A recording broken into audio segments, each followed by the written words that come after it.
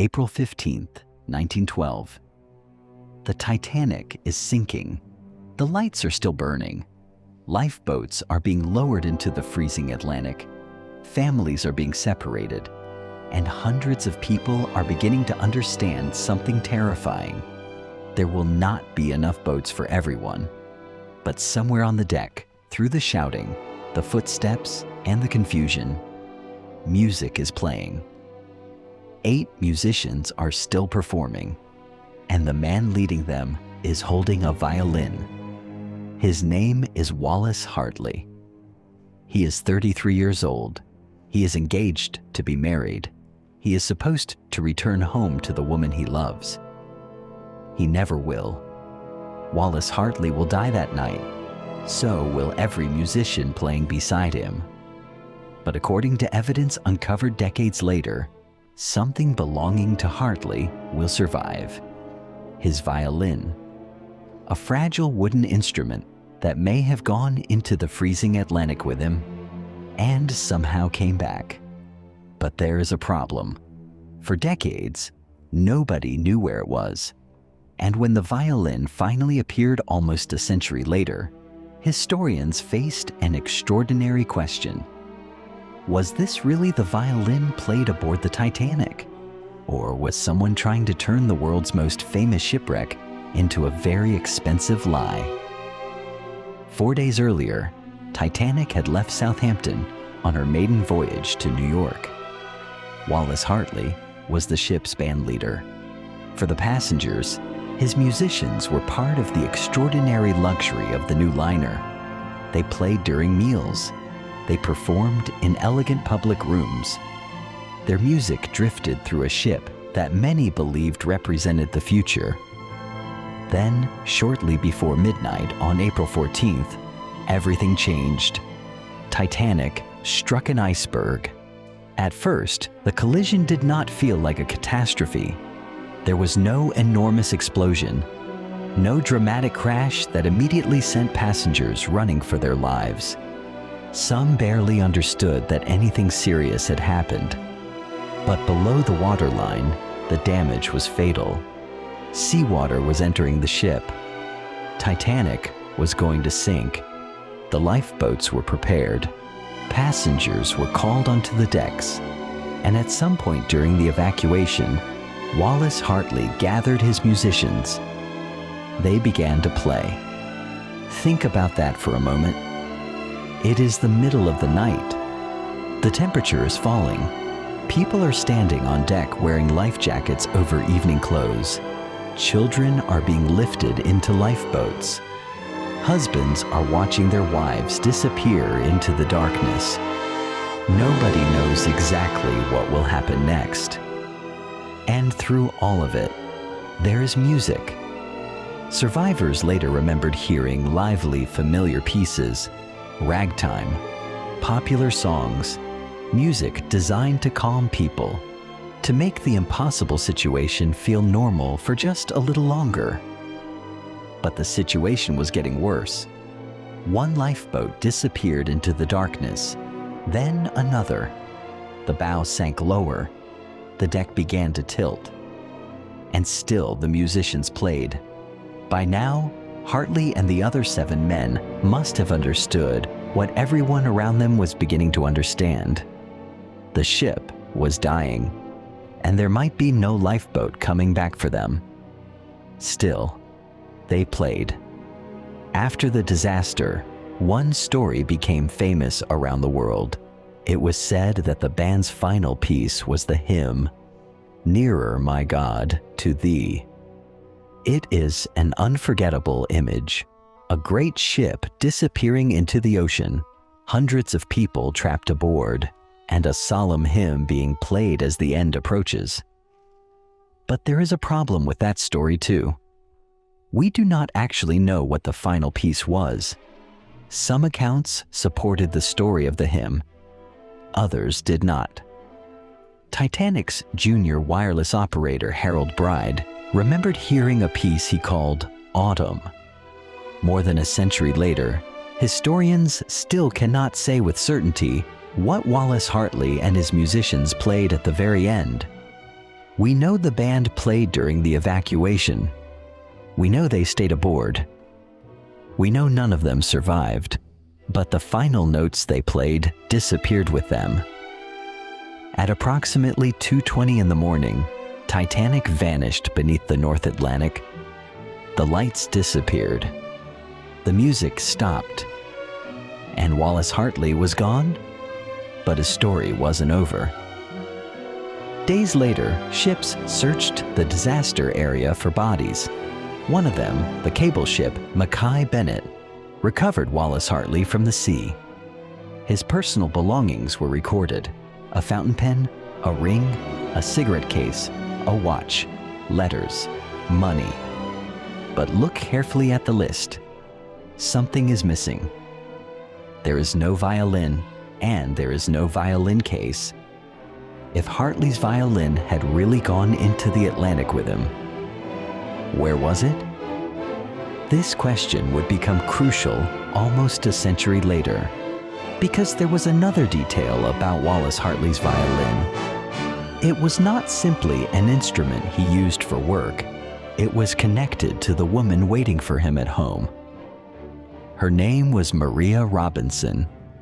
Wallace and Maria were engaged, and the violin carried a small silver plaque.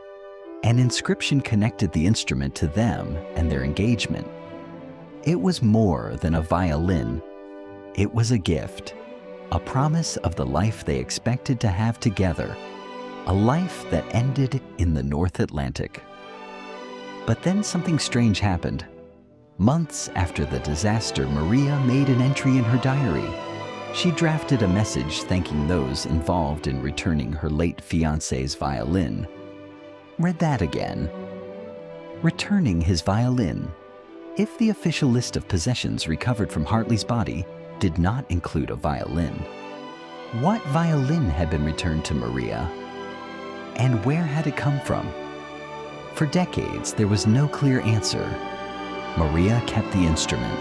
She never married. After her death in 1939, the violin passed into other hands. Around 1940, it was described as badly damaged and practically unplayable. And then, it disappeared from the story. Years passed, then decades. Titanic became a legend. Books were written, films were made, expeditions searched the Atlantic.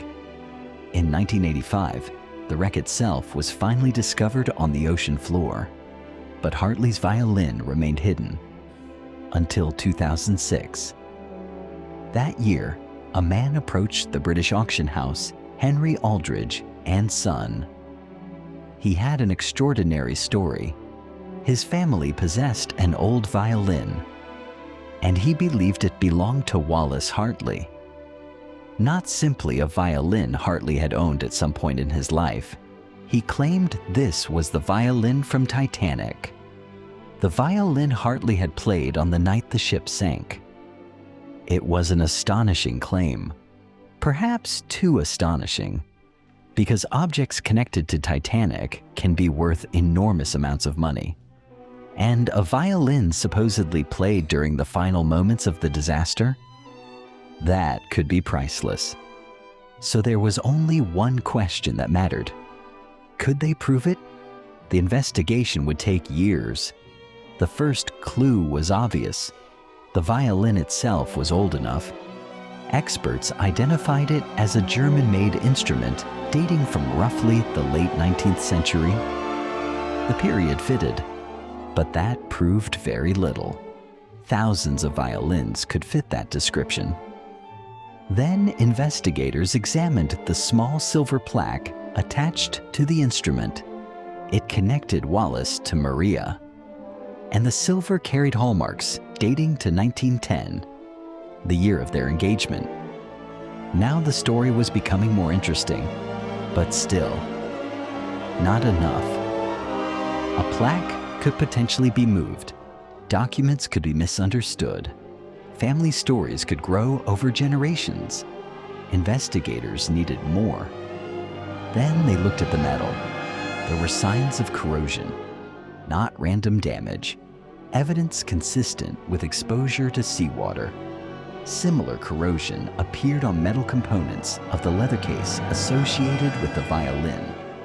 The story was becoming harder to dismiss. Then came Maria's diary. Her message about the return of Wallace's violin provided something physical evidence alone could not. A trail. Researchers began reconstructing what happened to the instrument after 1912. Names, addresses, owners, letters. Piece by piece, the missing decades began to return. But one enormous question remained. How could this be possible? A violin is made largely of wood.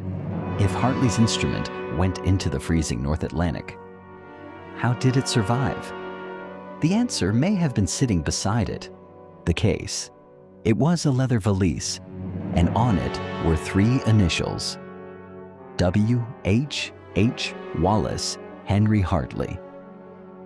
The case had long straps that may have allowed Hartley to secure it to his body. That could explain how the instrument remained with him in the water, and perhaps why it was recovered at all. But investigators still weren't finished. The violin was taken to a hospital and placed inside a CT scanner. The scan revealed damage hidden inside the instrument, hairline cracks, structural injuries invisible from the outside. This was not the pristine violin someone might create if they wanted to manufacture a perfect Titanic souvenir. It was damaged, scarred, and almost impossible to play. Exactly what you might expect from an instrument with a violent history. Still, no single clue could prove everything. Not the plaque, not the diary, not the corrosion, not the case, not the CT scan, but together, they told the same story. The right man, the right woman, the right dates, the right instrument, the right case, the right damage, and a documented trail leading back toward 1912. After years of investigation, the specialists announced that they believed the violin was authentic. The instrument had finally returned to public view. More than 90 years after Titanic disappeared, then came one final moment, October 19th, 2013. The violin went to auction. Its estimated value was around £300,000. Bidding began. The price climbed and climbed and climbed. Wallace Hartley's violin had sold for £900,000. With fees, the total reached around $1.1 million. But there is something almost absurd about that number, because this was not one of the world's greatest violins. It was not a Stradivarius. It was not made for royalty. It was a working musician's instrument. And now, it could barely make music at all. Its value came from somewhere else, from one night, one ship, 8 musicians, and a decision we still struggle to understand. Wallace Hartley could have stopped playing. So could the 7 men beside him. Perhaps it would not have saved them. Perhaps nothing could have saved them by then. We cannot know. And we should be careful not to turn their final moments into something cleaner or more heroic than reality. They were 8 human beings trapped aboard a sinking ship. They must have been frightened. They must have understood the danger. And yet survivors remembered the music. That is what remained. Not the conversations, not the fear, not even the final song, because its identity is still disputed. The music. And perhaps that is why Hartley's violin matters. Not because it sold for more than £1 million. Not because it is connected to the most famous shipwreck in history, but because of the small silver plaque attached to it. Before Titanic, before the iceberg, before the freezing ocean, there were simply 2 people, Wallace and Maria, They expected to marry. He took her violin with him to sea. He was supposed to come home. He didn't. The ship disappeared. The musicians disappeared. The music disappeared. But somehow, the violin came home.